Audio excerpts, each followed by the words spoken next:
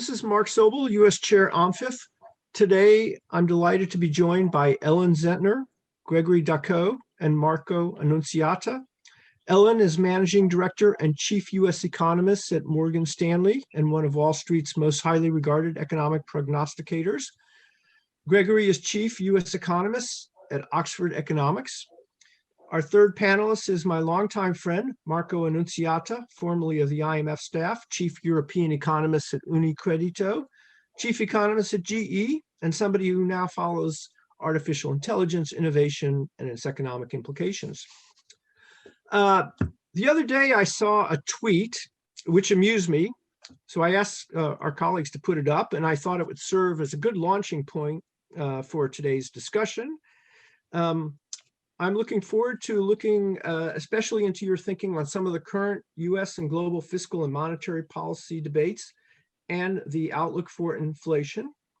I'm going to give each of you maybe 6-7 minutes to open up. I may then ask you to comment on what you've heard from the others, and then we'll open it up to the audience questions. I'm sure I'll have some questions as well. Audience questions can be submitted on the Q&A function. So let's start with Ellen. We're all familiar with the Summers-Blanchard debate that the Biden fiscal bill is multiples of the output gap, and when implemented amid increasingly good news on vaccine rollout, and coming on top of last December's fiscal package and stored up personal savings, all of this could cause a huge growth spurt and demand pull inflation. The Biden camp pushed back, of course, arguing that the output gap may be much larger and better to go big. And Jay Powell, in his own way, noted that there's huge slack in the economy and true unemployment is 10%. Of course, economists are all over the map on the topic of the inflation outlook. In addition to the Summers arguments, some have also argued one can't assume the great moderation will hold forever, that there may be fiscal dominance, globalization will retreat to some degree, and China's disinflationary shock for the system will decrease.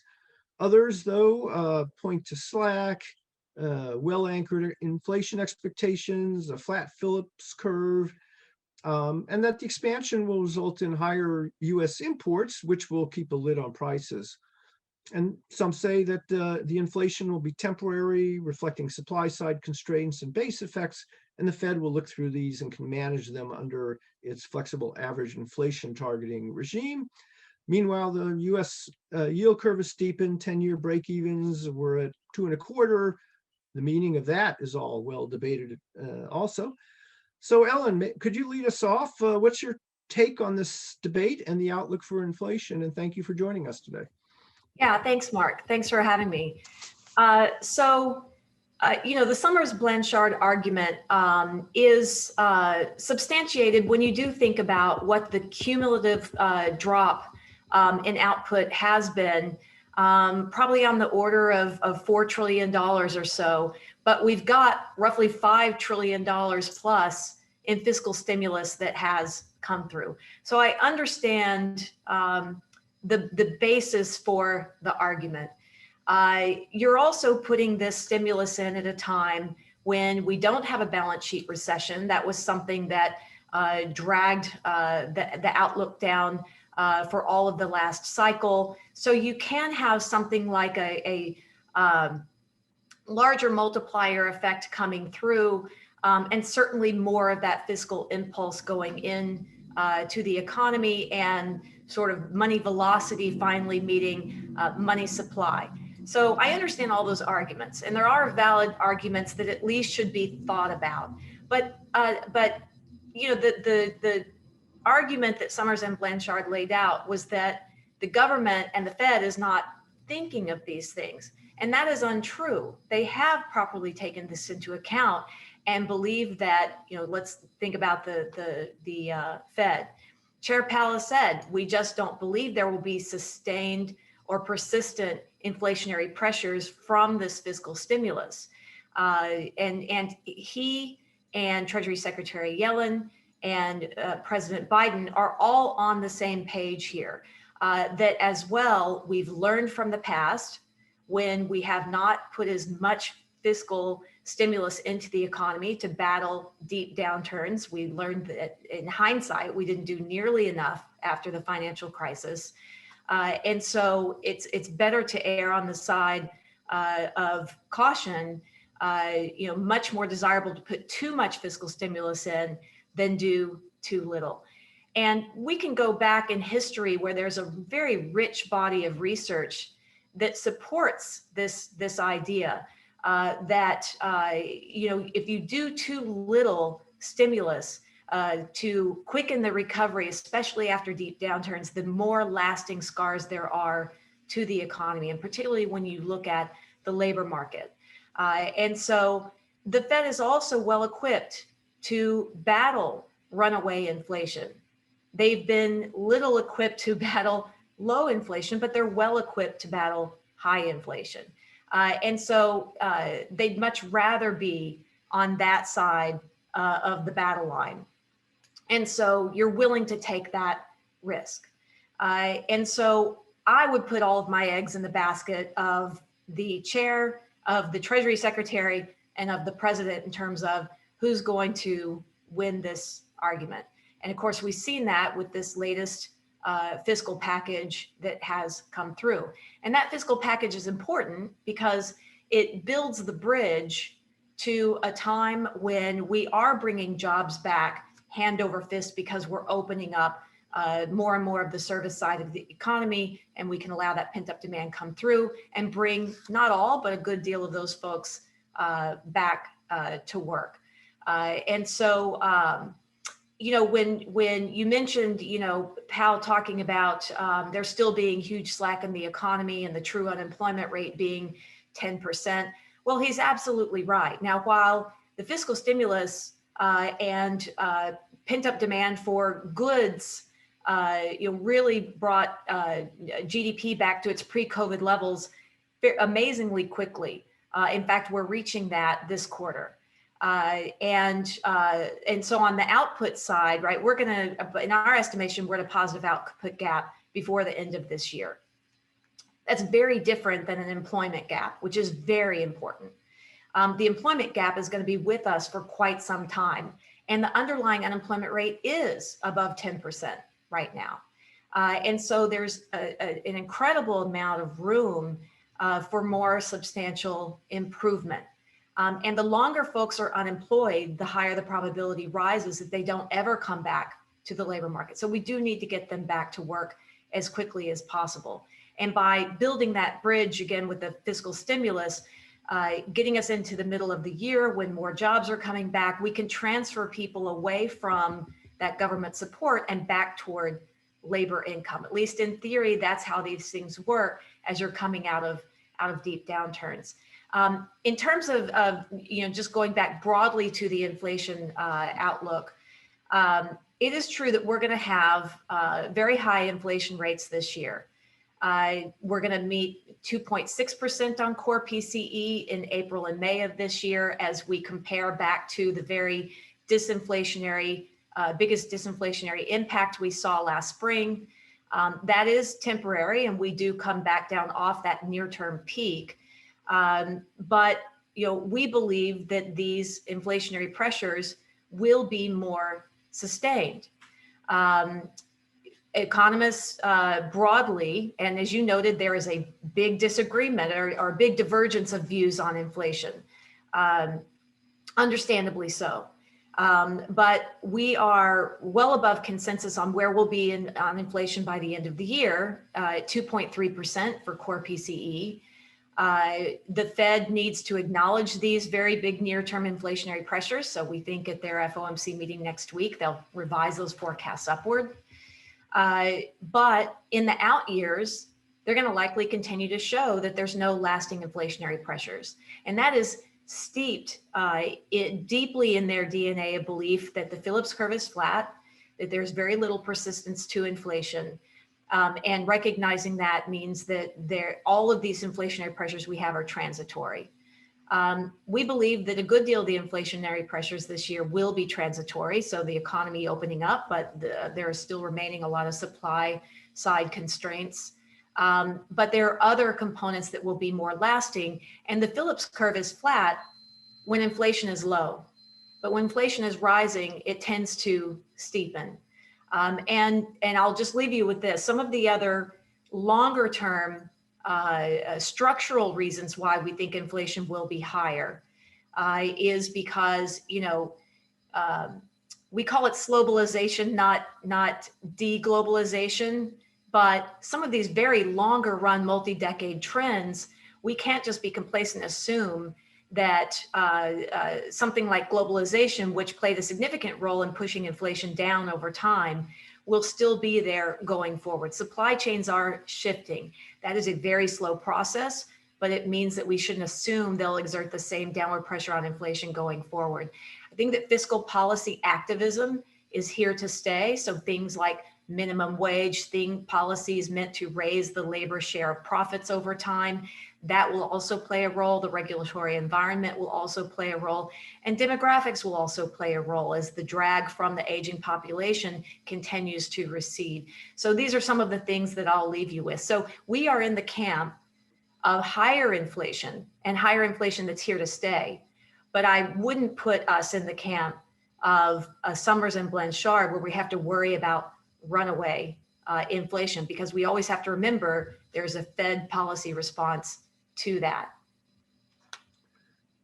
Okay, that's a great kickoff. Let me turn to Greg, and same question for you that Ellen was answering, but I was hoping, based on some of your analyses that I've seen, that you could dig in under the hood of inflation. I've seen you discussing inflation components, services versus manufacturing, rents, what core versus headline, et cetera, will look on with different indices. So can you touch on these pieces of the puzzle as well, and tell us a little bit about how inflation looks to you from a bottom up rather than a top down perspective? Yes, and thanks very much. Pleasure to be on this panel. So I think, in large part with regards to the economic outlook, I think we are largely aligned when it comes to economic activity growth over the coming year. We have what we call our 777s for 2021, with 7% GDP growth expectations, 7 million jobs being added to the U.S. economy. The third 7 is a little bit more difficult to get, but it's 4.6% unemployment rate at the end of the year, and 2.4% inflation, core inflation, which gives you that 7. That's what economists do in their free time. But jokes aside, I think that aligns quite well with the outlook that Ellen just described. I think that there are a couple of elements that are important to highlight, and I'd like to stress in terms of the overall inflation dynamic. So first of all, we have an environment in which we're seeing a gradually improving health situation. We have seen a very encouraging reduction in the number of new COVID cases. We've seen at the same time an increase in the vaccination rates. And that is important, because the health situation is really the underpinning factor that will guide how the economy fares. So if the health situation does not improve, you're not going to get much of an improvement in the economic situation. So that's the first factor. The second factor is the American Rescue Plan and prior fiscal stimulus measures that were passed and that will stimulate the economy. In conjunction, fiscal stimulus and an improving health situation will really lead to that mini summer boom over the coming quarters. And we will see, probably we have in our forecast double-digit growth for GDP on an annualized basis in the second quarter, and perhaps even in the third quarter. So very strong growth over the summer, the spring and summer months. Now, that means that essentially, as Ellen was saying, we're likely to recoup the lost output from the COVID crisis sometime by the end of this first quarter or going into the second quarter. I would note that, in terms of the effects of this stimulus and prior stimulus, the analysis has been a little bit naive. There is, and I was surprised to read that from some of the economists we mentioned, but there is a bit of a static perspective of how much stimulus we're putting into the economy. And so just as a little bit of background, a lot of the analysis was done as saying, okay, we have $900 billion that were passed in December in terms of the COVID relief package. We have the American Rescue Plan of 1.9 trillion. So add those two together, plus add the excess savings stash, which is estimated to be about 1.8, and you have about 4.5 trillion. And then the comparison was actually done to the output gap today, which is not the appropriate measure because we're comparing a stock of stimulus to a flow measure, which is not appropriate. I think Ellen's view of the cumulative loss of output is much better in terms of evaluating the impact of the stimulus and the excess cash savings. I think the other element, which is important in terms of inflation dynamics, is the multiplier effect. So essentially estimating how quickly, how rapidly, and how much of the fiscal stimulus and the excess savings will be spent over time. And I think there again, we have to be very careful about how much people do actually spend with the additional fiscal stimulus or savings that they have. In terms of fiscal stimulus, we estimate that the multiplier in the first year for the overall American Rescue Plan is only about 40 cents on the dollar. Over 2 years, it's about 80 cents on the dollar. So there is this gradual filtering through of aid, which is in part related to how the programs are constructed. You have gradual unemployment benefits that filter through. You have the checks, you have the tax credits. They all gradually filter through. The state and local aid is also something that filters through gradually. So there are a number of measures that essentially take time to be doled out. And even then, there are big uncertainties as to how much is actually spent. I think we should not forget that a lot of the fiscal stimulus programs that were passed, in particular transfers to households, were either put aside initially or used to pay down debt. And that's one of the important facets of how people spend. The other element that I think is important to kind of frame the debate on inflation is that and Ellen pointed to that also, is that we have an environment in which GDP is only an average measure of economic activity. And so some sectors are doing great, some other sectors are still quite restrained. And this year, I think what we're going to see is a gradual rotation away from the sectors that were perhaps doing better during the worst of the COVID crisis towards sectors that have been underperforming over the past year. And in particular, of course, this big sector, but the services sector, I think, is going to be the one that benefits the most from this rebound. And as Ellen also mentioned, the labor market is also a key element to pay attention to, because we have a tremendous amount of slack. We still have 9.5 million fewer people employed than we had pre-COVID. And that's, again, a static view. In normal times, you add about 2 million jobs every year. So you have to add to that 2 million jobs that would have been created in 2020, and potentially another 2 million in 2021. So really the gap, the shortfall is increasing, and that's important to keep in mind. The other factor that I think is also important to keep in mind is that there's usually a supply response. Whenever there's an increase or a decrease in demand, there tends to be, with a lag, a supply response. And we've seen that on the housing front. Strong demand, strong home sales has prompted construction, increased construction activity, and that has prompted more starts. And so you're slowly starting to see this rebound and this response on the supply side. You're going to see the same on the employment front. You're going to see a return of people into the labor force and participation starting to rise again. And that's important because the wage pressures may be there in certain sectors for some time, but I'm not sure they're necessarily going to be sticky and very strong and lead to that wage inflation push-pull dynamic that you discussed in your introductory statement.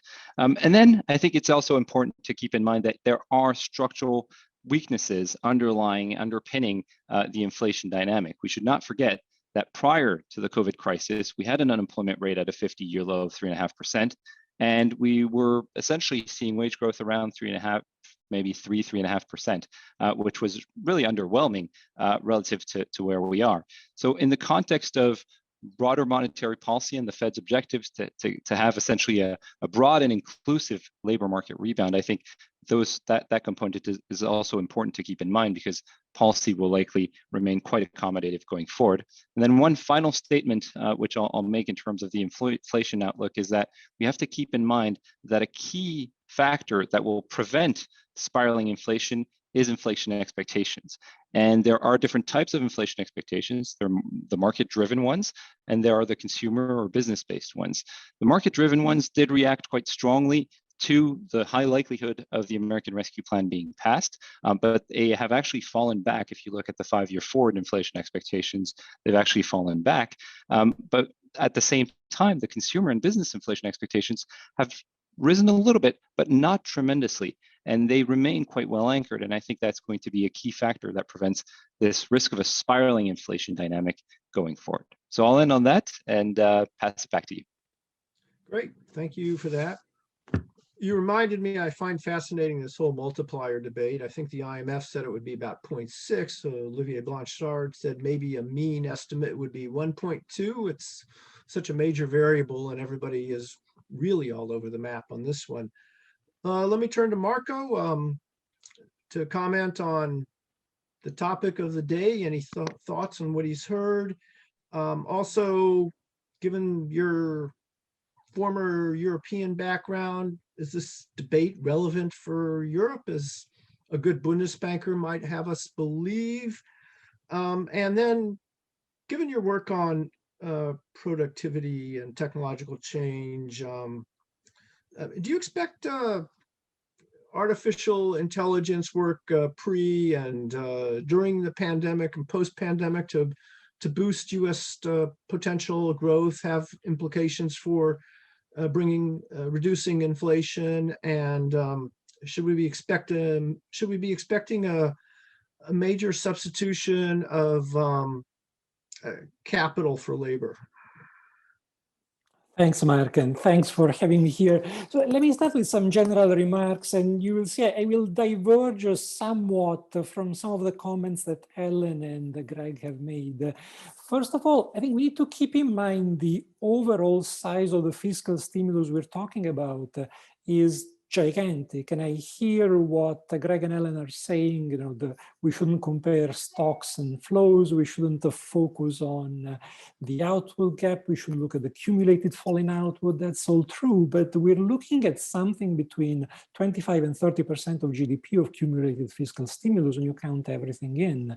And even Paul Krugman has said, yeah, it's probably a bit more than we need, which tells you that it's really, really large. And I think that's an important consideration to keep in mind. The other issue where I will diverge a bit from both Ellen and Greg is the idea that we can count on policymakers, on government and central banks to reverse track and start tightening policies even when it's necessary. So for me here, there are really two issues that come from the size of this fiscal stimulus.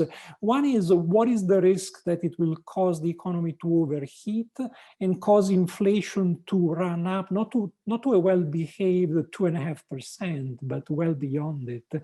And the second, which in my view is perhaps more important, is what is the potential impact of this stimulus on longer-term growth through incentives and through resource allocation. And this ties in to your question, Mark, on productivity and innovation. But let me start with the first issue. As we've heard already from Greg and Ellen, we have an economy that is very primed for a rebound already, provided vaccinations keep pace. We're adding to it what is a warlike fiscal stimulus supported by extremely easy monetary policy. The economy will overheat.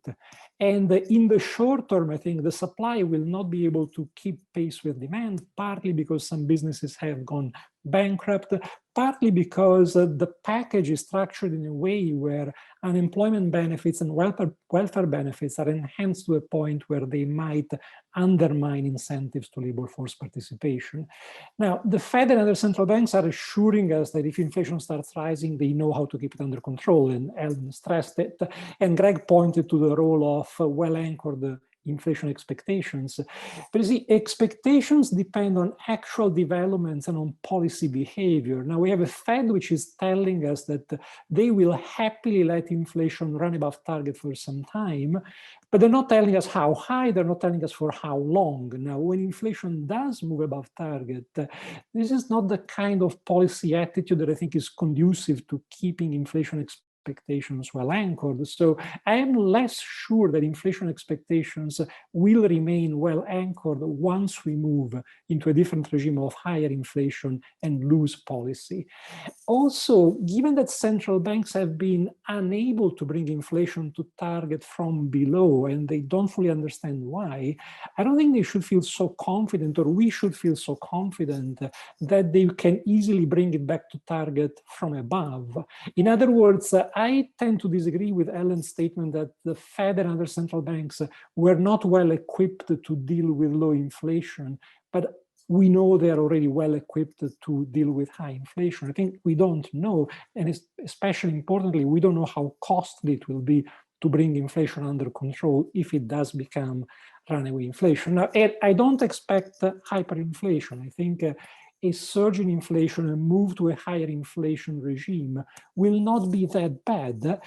On the other hand, I think we should also remember that what we've seen over the past 10, 15 years was not that bad either, in the sense that we've had a lot of talk about deflation, but we haven't really suffered major economic costs coming from deflation or from low inflation. The major economic costs we have seen have come from the impact of financial crisis, mostly triggered or enabled by loose monetary policy, which is what we have already. Mark, you asked whether the inflation debate is relevant for Europe as well.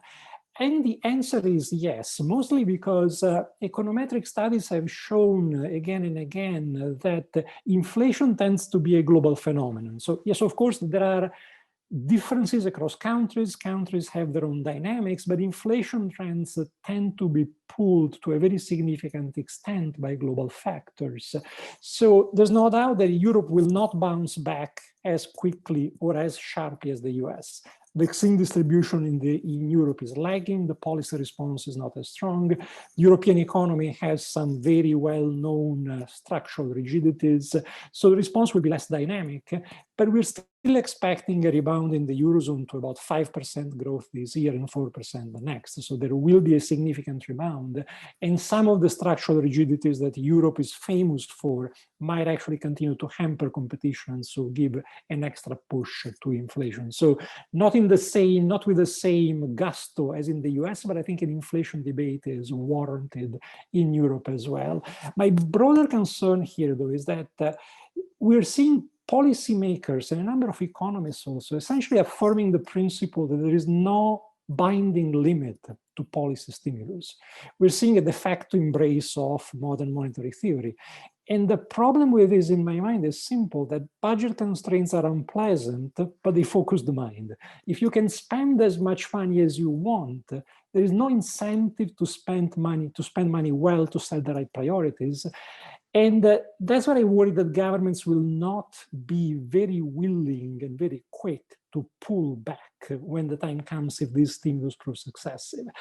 In this situation, there is also very little incentive to focus on the supply side of the economy. We're mostly focusing on the demand side, which brings me to the second point, the issue of innovation, the productivity, and the potential long-term impact of this stimulus. Now, as you mentioned, I've spent a lot of time looking at the impact of innovation on industry, on the supply side, and on productivity. And you all know the debate on innovation and productivity is pretty much as polarized as that on fiscal stimulus and inflation. And there are some very interesting similarities. So productivity has been dormant for a long time. In the US, productivity growth was running at about 3% between the mid-90s and 2005. And then it dropped to 1% and stayed there, stagnant, at the same time as we were hearing the marvels about the advances in artificial intelligence, robotics, 3D printing, augmented reality. So just like in the case of inflation, you have some economists who argue that productivity growth is dead and will never rise again. And there are different explanations for this. Some people argue that the new innovations are simply nowhere near as powerful as those of the Industrial Revolution. Some argue that the productivity growth is there, we're just not measuring. It's in free services, it's in hedonic adjustments that we're not making. My view is different. My view is that scaling innovation is hard. It takes time. When you look at the impact of this industrial innovation from robotics, from artificial intelligence, in specific cases, the measurable productivity improvements are very significant. But to scale those, you need to accelerate investment to incorporate them in the capital stock. Companies need to change their processes, change management strategies, upgrade their human capital. So it takes time. So I'm bullish that this innovation will eventually boost productivity growth, starting with the US, and in the US to a much bigger extent than elsewhere. But it's going to take a bit longer. Now, on the upside, I would say the pandemic has proved to be an accelerant. What I see is that a number of companies squeezed by the crisis have been trying to figure out where to invest in new technologies so that they can innovate their way out of trouble. And they are succeeding. And something similar is happening on supply chains and global trade. Global trade has been disrupted first by protectionism, now by the pandemic, and we see companies reacting by taking greater resource to manufacturing on-demand platforms, to 3D printing, to new technologies, to decentralize production and restructure their supply chains. The other thing which I think is interesting, and Mark, you were asking whether we will see a switch towards capital and away from labor. I don't think so, because companies have realized in this pandemic also that they cannot do without workers. It's interesting because we've had all the talk about robots taking all the jobs. But then when we were all told to stay home to stop the spread of the pandemic, production by and large stopped. And I suspect the robots were too busy playing chess and go to show up on the manufacturing floors. But the bottom line is that for companies, this has been a useful reality check to pay more attention to their human capital. And they're doing this. So there's a lot going on here on the innovation front, and it will pay off. But I don't think innovation can make productivity growth accelerate fast enough to boost the supply side ahead of the increasing demand which we have in the pipeline. So Greg is right that a surge in demand pulls supply along, but with a lag. And productivity and innovation here will help only up to a point.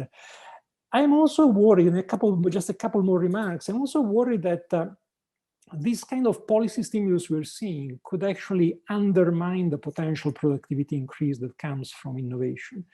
The Bank for International Settlements has shown in previous analysis that credit bubbles have a negative impact on productivity because they cause a misallocation of resources. And here we go again. There is an additional risk, as I mentioned earlier, that enhanced benefits will undermine the incentives to work and acquire skills at a time where, because of innovation, we actually need to accelerate the upgrading of the skills of the workforce. Now, on the other side, if the infrastructure push that is in the cards is done well, that could help a lot to boost productivity. But again, my concern is that when we launch such massive fiscal stimulus, having in mind that we can do it, that there is no downside, there is no risk, and there is no limit to how much we can do, then there is very little incentive for the government to spend the money well, and very little incentive for workers to figure out what skills they need to acquire. So that's what I'm mostly worried about. And I'll stop here. Great, thank you for that. Well, I wanted to give Ellen and Greg and Marco if just a chance to respond to anything that they've heard in this discussion before going to the audience. Should I start with Ellen? Sure. Well, actually, Mark, I guess I could start with the tweet that you showed at the beginning. I loved that tweet because it shows the circular argument that financial markets seem to always get into with the Fed. You know, in a sense, because of the Fed's new framework, and you mentioned it in your opening remarks, you know, they want inflation to rise. They understand that in order to allow inflation to rise, they have to run a high pressure economy and run the labor market as tight as possible. And that alone means that they'll remain firmly committed to that framework and delay tightening policy for as long as possible. So on that structural change in their framework alone, one should be expecting higher inflation. But then, as the tweet notes, higher inflation means the market starts to pressure the Fed on bringing policy restriction closer, so rate hikes closer. But the Fed would say no, which I think we'll hear from them next week, no, because in order to get inflation higher, we won't be restricting policy any sooner. So I thought that tweet was really interesting. I also think the interesting thing here, if I draw into some of Marco's productivity discussion, you know, I do agree that it does take, that we're going to see through the technological changes that will come about on the back of COVID. So when we think about life after COVID, it does take quite some time for that to diffuse across business practices. And the way I think about it, to draw that back into the inflation argument, is that going back to the Summers-Blanchard, could we have runaway inflation? Productivity, sort of the governor of inflation. You've got rising rates of productivity, you can pay higher nominal wages without getting that spillover inflation. You know, it's sort of, that's why one reason why higher productivity rates sort of lifts all boats in the economy. So higher productivity would be a very welcome development on the other side of COVID as well. And higher rates of productivity would also give monetary policymakers more comfort that they won't see those kinds of runaway inflation rates. So just picking out some pieces of things that I've heard here. But what about you, Greg? Yeah, I think, I mean, just to it's funny because you took one of our arguments that I had written down in terms of the productivity wage growth dynamic. So I won't repeat that, but I think it is quite important to highlight, because I think it was one of the key factors that restrained businesses from passing on higher input costs. In that, you know, if you know that your productivity is not offsetting your higher wage costs, then you're, first of all, probably going to be very careful about increasing wages. And second, you're then going to be very careful about how much you try to pass on to consumers in the final increase of costs, of prices, sorry. So I think that's very important to highlight. I'd push back a little bit against this idea that, you know, that the stimulus is larger than needed, and that you can spend as much as you want. I think we will see inflation be kind of the guidepost as to whether this was too much or not. And my perspective is slightly different than Marco's, in that I would say this is kind of a once in a lifetime opportunity to provide a massive amount of stimulus that is not, I would say, probably not wasted, but targeted towards people that may need the most. Now, is this plan perfect or not? That's a different question. Could we have designed a better plan with automatic stabilizers and a roll-off of aid as the economy improves and as conditions improve for people that are unemployed or not? That's a different question. I think in general, in the US, we tend to deal with those things outside of crisis, which is a little bit different than in Europe.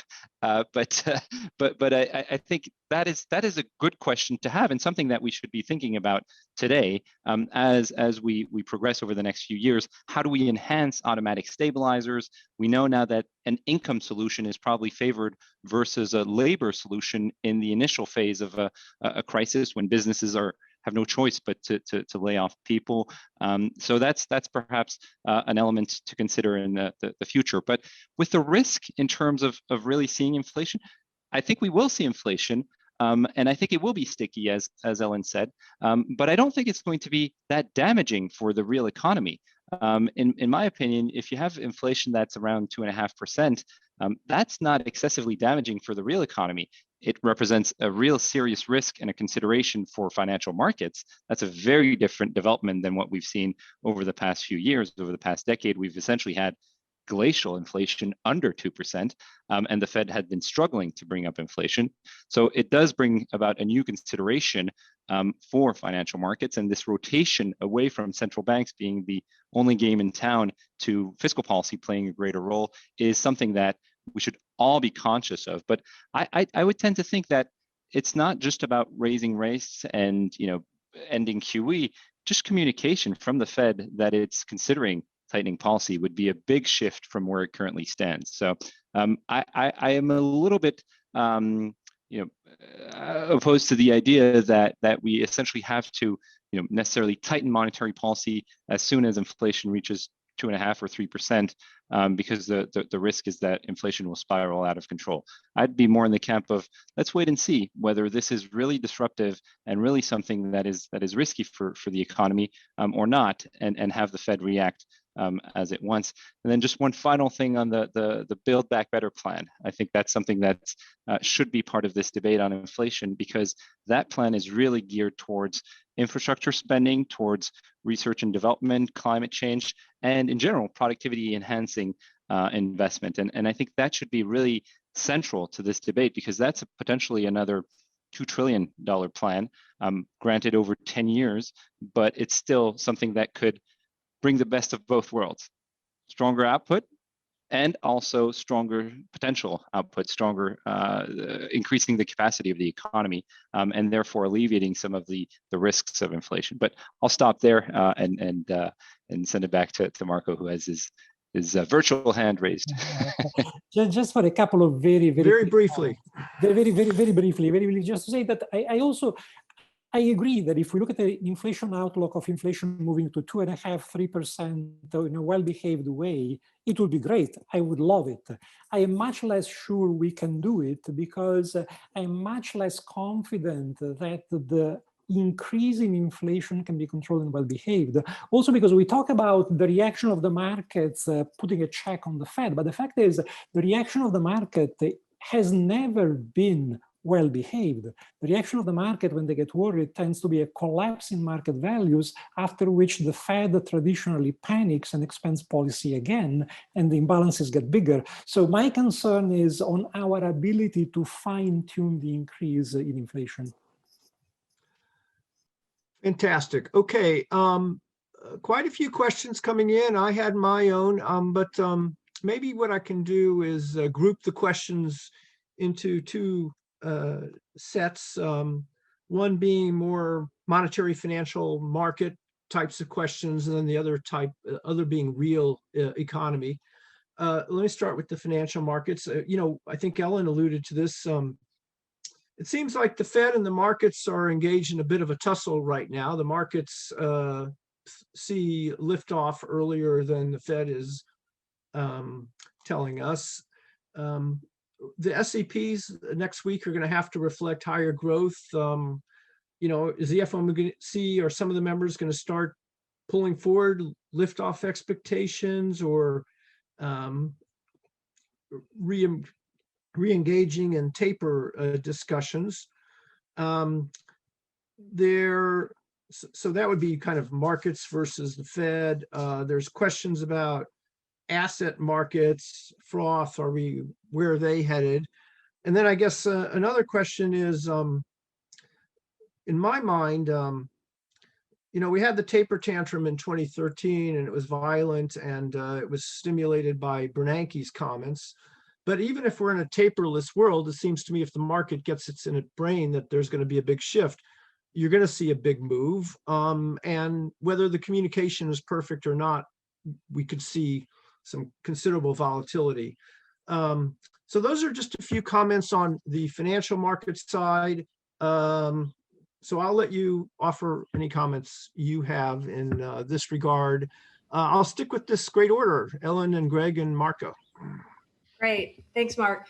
So yeah, next week's meeting. So clearly, Chair Powell and Governor Brainerd set the tone for the meeting in their remarks leading up to the blackout period. The blackout period is my absolute favorite, because for a week, more than a week, we don't have to listen to Fed policymakers. So we are in the blackout period right now, blissfully quiet.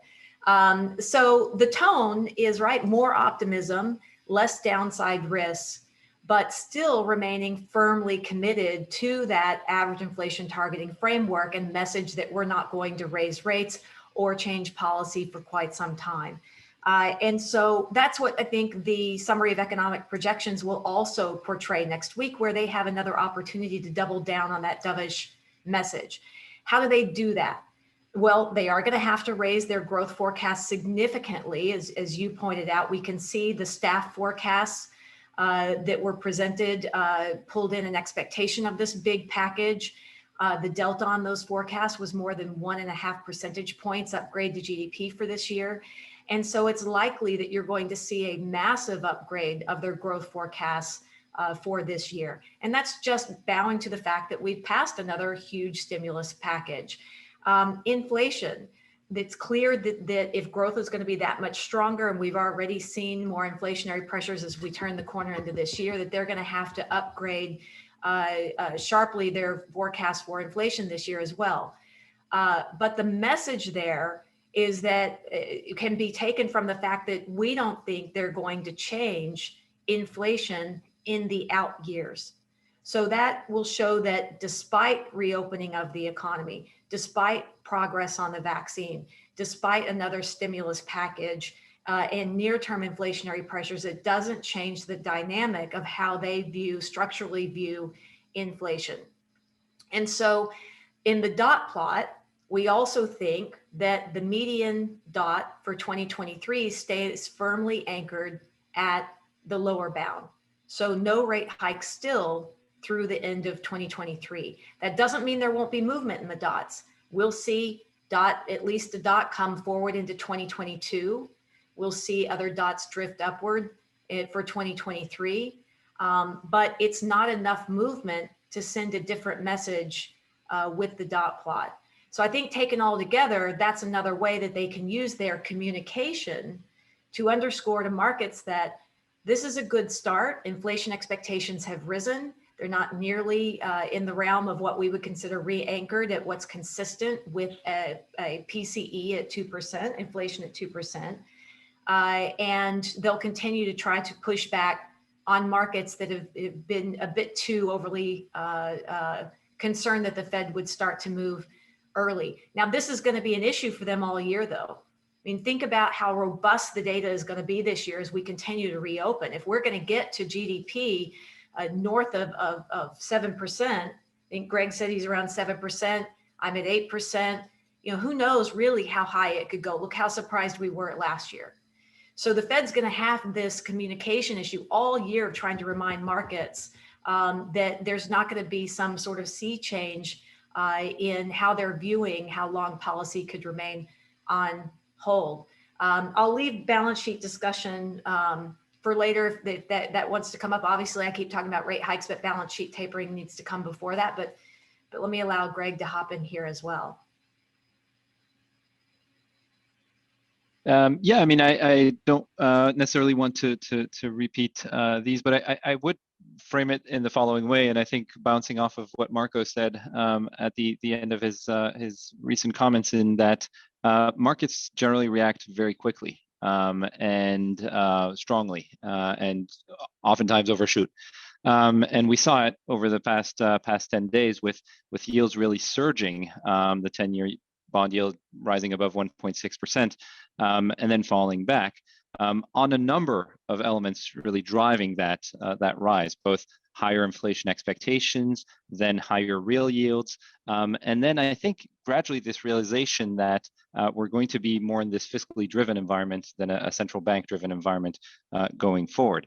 I would position the Fed in a bit of a difficult situation right now, because as Ellen highlighted correctly, the new average inflation targeting framework puts the Fed in a very dovish stance, essentially looking for this triple conditions, the triple conditions to raise rates, and of course taper QE before that, but wanting really to see substantial realized progress in terms of its inflation and employment mandates. That's going to take time. So on one hand, it wants to signal this dovishness, but on the other hand, it has to be conscious of what's happening on financial markets and what's happening to financial conditions. Perhaps some of you saw this morning the ECB statement and the ECB press conference where Lagarde was talking about the risk of financial conditions as a key factor for increasing their own quantitative easing program. So I think this tension between, on the one hand, wanting to sound as dovish as possible in line with its new average inflation targeting framework, and on the other hand, wanting to be aware and conscious and monitoring of financial conditions. This is going to be a key challenge for the Fed over the coming year, especially, as Ellen pointed out, an environment where growth and inflation may actually surprise to the upside. Marco. I'll just add very briefly. I think Ellen and Greg are spot on in assessing both what the Fed will most likely do and the extent of the challenge. I think what will happen is the Fed will definitely push back against markets if markets try to price in an early tightening of policies. The Fed will definitely make it clear that they want to be patient. They want to see much greater improvement in inflation in the labor market. The consequence of it will probably be that long-term yields will move up significantly more than they already have. And then they move up, as Greg said, they move up, then they pull back a bit. So hopefully this movement will not be excessively disruptive, but I think the Fed will have to be willing to contemplate long-term yields moving further up and pricing in a more extended inflation outlook for the medium term. Now, hopefully it will play out well as growth comes up to speed over the course of the second and third quarter. But I think by the end of the year, we get into much more dangerous territory in terms of potential market movements and therefore the challenge of the Fed. Well, great. As I said, there are a bunch of real economy questions. Some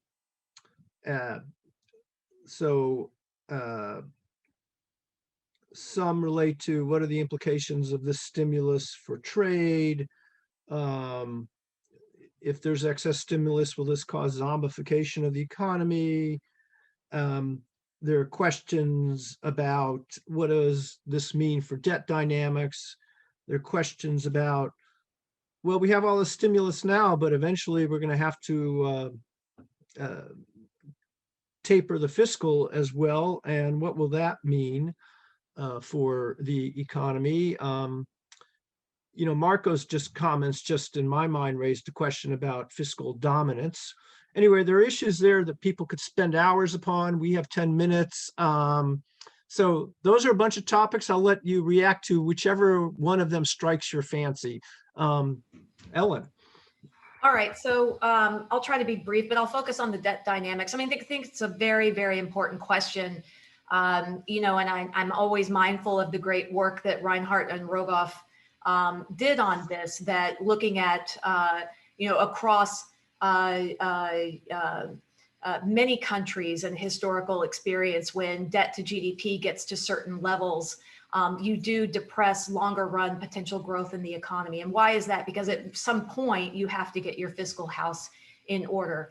And so pulling back and putting in those austerity measures and whatnot is going to depress longer term growth. So we do have to be mindful. Now in the US, we have termed out the debt quite a bit. Interest expenses rising. It is concerning because it is the second line item cost item for us behind Medicare and Medicaid. But the effective interest rate, just as longer term interest rates have been falling over time, the effective interest rate on all of that debt has also been falling. And so I think that's one reason why policymakers feel like they have more time to think about these items once we get past these emergency times. But I do think that that's really important to think about. I have talked about, my experience working for the state of Texas when GW was governor, and how important it was for us to figure out how to run balanced budgets, which states have to run balanced budgets, unlike the federal government that can run deficits in perpetuity. And I think the federal government eventually can draw from some of the examples that states have taken. So not just putting us on the path of more sustainable fiscal policies that raise longer run potential revenues and the like. Something like infrastructure would be a great example of that.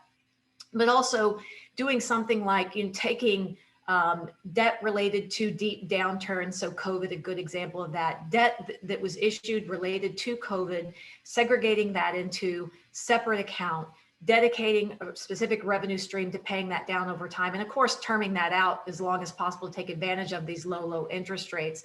Those are some of the types of policies that we have to think about because we can't get into this world. We just won't be able to survive what a growth outlook would look like if we get into this world of just constantly expanding the debt.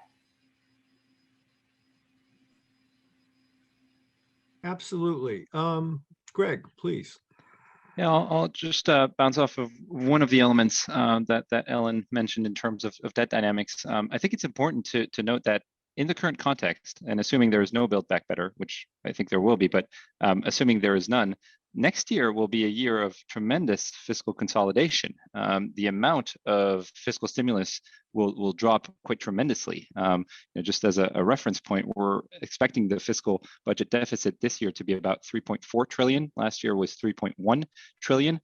Next year, or well, the following year, we expect it to be about half of that. So all else equal, that would be in itself a big drag from the fiscal side of the picture. And I think that's something to keep in mind in terms of growth dynamics too, because our forecast for 2022 in terms of GDP, to give a number, is about 3%.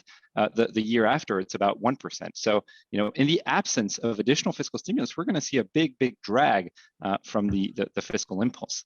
I think another question that I'd like to bounce off of is the trade question. The effect of this bill, the American Rescue Plan, and stimulus in general on the trade picture. We're going to see the trade deficit in the US increase quite a bit. We actually have a net trade drag on the US economy of about 1 percentage point, because what we're doing is essentially becoming once again the global locomotive in terms of global activity. And we are a big importer. We consume a lot. And so we are going to be importing a lot more. We have already imported a lot more, but we are likely to continue to import to feed that consumer spending, and in some cases, low stocks of inventories.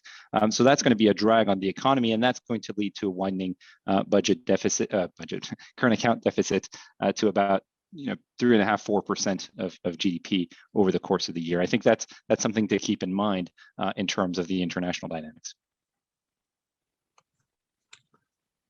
Great, Marco. Yeah, building on what Greg and Ellen were saying, I think fiscal stimulus and the loosening of fiscal policy will actually prove sticky, exactly because of what Greg was pointing out now, that if we're starting from a level of fiscal stimulus like we're seeing now in 2021, any absence of fiscal stimulus in 2022 would be a massive contraction, which a government cannot afford as we're heading to the 2022 midterm elections. So I think what you will see is more fiscal stimulus having to come into the pipeline. So in addition to higher levels of fiscal stimulus, behind it, Ellen was mentioning the work of Rogoff and Reinhardt. Rogoff has pointed out recently that we tend to ignore the underlying stock of gigantic debt, which comes from implicit liabilities on pensions and healthcare, and the projections of rising pension and healthcare spending in the coming years in the US are also very significant. So my sense here is what we're looking at is a very significant deterioration of the fiscal picture in the long term. Now, I don't think that the kind of fiscal stimulus we see now would lead to a zombification of the economy. I don't see it certainly as a near-term risk in the US, but I am worried that over the last 10 years or so, the US has developed an unhealthy fascination with European policy models. And if we keep moving in that direction in terms of expansion of fiscal policy and regulation, I think the outlook for long-term growth is going to look a lot less rosy than we think. Well, thank you for that comment, Marco. Marco and I have been friends for a long time, and we've debated his views on European versus American attitudes towards German fiscal policy for over a decade. And so I have to say I don't agree with Marco. But I want to have 1 minute before we wrap up. I want to just put this question to Ellen. You'll get the last word. Marco just posited a vision of fiscal stickiness, big deficits. We can't withdraw quickly. He also alluded to sharply rising yields. And I worry about fiscal dominance, putting pressure on the Fed, monetary policy from the fiscal side. What are your thoughts on that in 1 minute? So fiscal dominance. So I'll espouse what I had a discussion with former Fed Chair Bernanke some months ago. It's a common question to them that if the fiscal government is running such high deficits, doesn't that hamstring the Fed from ever raising rates? Instead of viewing it as the Fed can't raise rates, view it as every rate hike that they do is that much more impactful. So yes, it means that real neutral rates are good and neutral rates are going to remain low, but it also means that you don't need to raise rates as much to be as impactful to the economy because of those high debt levels. You managed to do that in under 1 minute. That's very impressive. Congratulations. Impressive for an economist. We're long-winded. So this has been a great hour. The outpouring of questions is quite impressive. So you've obviously captured the attention of the audience. I thank you for joining us today. A wonderful presentation. I'll let you all get back to your real work now. Thank you. Thank you. Thanks very Thank you. much.